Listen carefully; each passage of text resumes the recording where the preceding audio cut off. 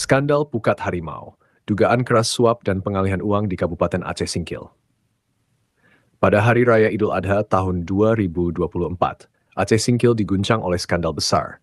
Kapal Pukat Harimau dari Tapanuli Tengah, Sumatera Utara, diduga keras melanggar hukum dengan menangkap ikan pada hari Tasyrik, pengejaran dramatis yang melibatkan 3 panglima laut, operator speedboat, dan oknum aparat penegak hukum berakhir tanpa hasil.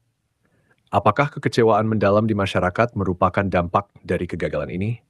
Terungkap adanya dugaan keras suap sebesar 20 juta rupiah yang melibatkan 5 individu dalam pengejaran, termasuk oknum aparat penegak hukum dengan inisial A.